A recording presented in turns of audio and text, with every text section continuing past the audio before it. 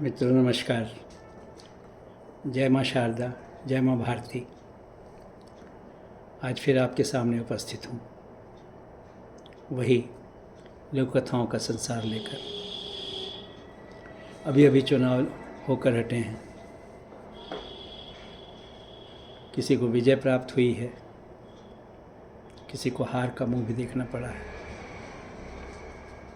बात सत्ता की थी, सत्ता के सुख की थी, सत्ता के दोहन की थी, अपने वर्चस्व की थी, अपने स्वार्थों की थी। इसमें राष्ट्र कहाँ था, इसका निर्णय तो आप सुधीजनों को करना है। फिर भी कभी कभी लगा कि कहीं कहीं राष्ट्र था और कहीं कहीं मात्र स्वार्थ थे। खैर, देश को नई सरकार प्राप्त हो गई है, उसमें कुछ पुराने चेहरे हैं, ढेर सारे नए भी हैं।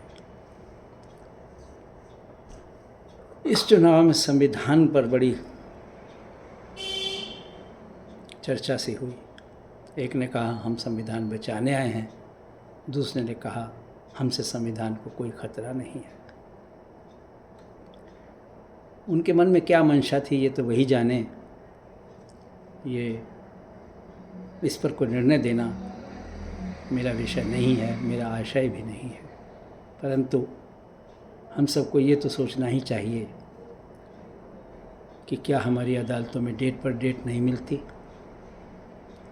क्या अपराधियों को चुनाव लड़ने और जीतने की छूट नहीं है?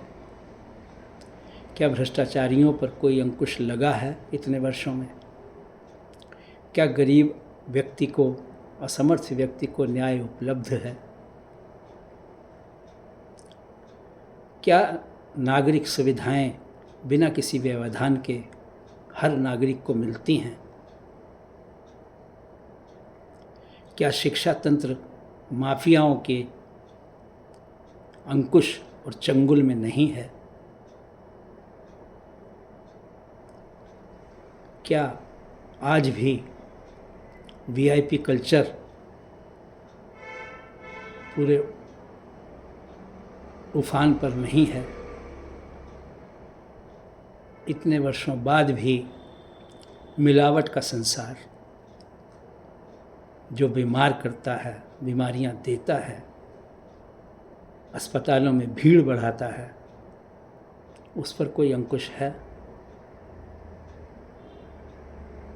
चुनाव मैं समझता हूँ इन विषयों पर लड़े जाने चाहिए, परंतु ऐसा हुआ है या नहीं हुआ है इसका निर्णय भी आप पर छोड़ता हूँ। हम रचनाकार इन परिस्थितियों को अपनी रचनाओं में लाने का प्रयास करते हैं, लोगों के मर्म को, उनके कष्टों को, उनकी संवेदनाओं को, उनके विचारों को, उनके उद्वेलन को छूने का प्रयास करते हैं।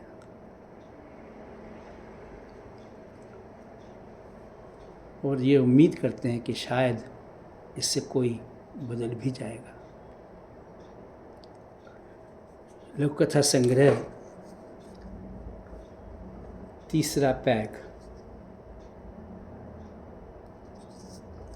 छपे हुए काफ़ी दिन हो गए हैं। इसी का एक छोटा सा वाक्यांश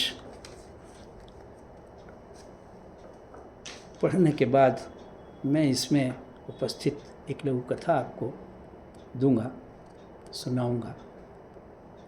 हो सकता है आपको भेदेगी। वेदना ये है इसकी भूमिका में।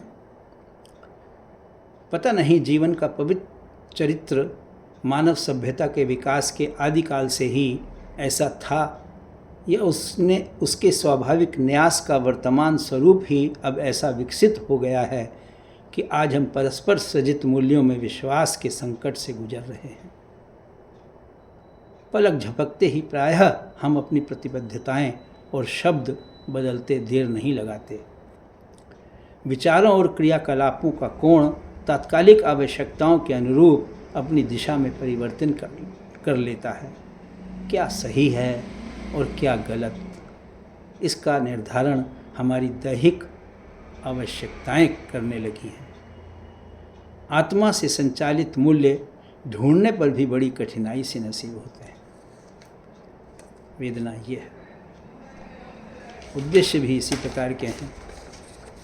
हमें इन पर विचार करना ही पड़ेगा, तभी राष्ट्र का, मानवता का जो शरण हो रहा है, राष्ट्र की अस्मिता का, उससे शायद मुक्ति मिल जाए। खैर, लघु कथा लेकर आया हूँ आपके सामने। शीर्षक है दूध के दाम। सर, इन्होंने भयंकर घपला किया है, इनके विरुद्ध सबूत भी पर्याप्त हैं। सर चुप थे, कुछ बोल नहीं पा रहे थे, या वे जानबूझकर नहीं बोल रहे थे। पीए फिर बोला, सर अनुमति हो तो इनका केस भी जांच एजेंसियों को सौंप दिया जाए। आप ऐसा कीजिए, फाइल तैयार कीजिए और उसे मेरी टेबल पर पहुंचा दीजिए। सर, इनके संबंध सरकार में हमारे सहयोगी दल से हैं। मैंने कहा ना, आज शाम तक फाइल मेरी टेबल पर पहुंच जानी चाहिए। सर, वे सरकार से समर्थन वापस ले सकते हैं। आप प्लीज़ वो कीजिए जो आपसे कहा गया है। ठीक है सर। जब तक फाइल टेबल पर पहुंचती, सारे खबरिया चैनलों पर खबर चल चुकी थी। सरकार अल्पमत में आ चुकी है, क्योंकि सहयोगी दलों का आरोप है कि सरकार महंगाई पर नियंत्रण नहीं कर पा रही है, जबकि जनता महंगाई से त्रस्त है। और सरकार ने दूध के दाम फिर से बढ़ा दिए हैं। धन्यवाद सर, धन्यवाद मित्रों। ये थी पहली लघु कथा, दूध के दाम। अब आता हूँ दूसरी लघु कथा पर। लघु कथा का शीर्षक है माफ़ीनामा। कोई और माल दिखाइए, इसमें कोई कमी तो है नहीं, बिल्कुल ताज़ा है। अरे छोड़ो भाई, कोई बढ़िया माल हो तो दिखाओ। देख लीजिए, पैसे कुछ ज़्यादा लगेंगे। पैसों की चिंता मत कीजिए आप, बस माल में दम होना चाहिए। सर, कितने साल तक की चलेगी? साल वाल की बात नहीं है, बात मज़े की है, वो भरपूर आना चाहिए। खूबसूरती वगैरह ठीक ठीक हो, पर स्लिम भरपूर हो। चेहरा मोहरा फोटोजेनिक ही काफ़ी है। और कोई ख़ास ज़रूरत? हाँ, अपना उसूल है कि माल अपनी बिरादरी का नहीं होना चाहिए। तब तो आपको थोड़ा सा इंतज़ार करना पड़ेगा। खबर आ चुकी है, माल आज रात या कल सुबह तक पहुंचेगा। अरे यार, पल का भरोसा नहीं, तुम कल की बात या रात की बात कर रहे हो। भाई, इंतज़ार नामुमकिन है। तो जनाब, आज तो मुश्किल है। अम्मा मन की सेज बेताबी से सजी है, थैली खुली हुई है, जितना चाहे निकाल लो। जो हाजिर है अब तो उसे ही भेज दो। अगर अपनी बिरादरी की भी हुई तो ऊपर वाले से माफ़ी मांग लेंगे। माल रवाना कर दिया गया और उन्होंने ऊपर वाले के सामने माफ़ीनामा भी तैयार कर दिया। धन्यवाद। उम्मीद है दोनों लोगों कथाएं आपके मर्म को स्पर्श करेंगी। धन्यवाद। जय मां शारदे, जय मां भारती, जय हिंद।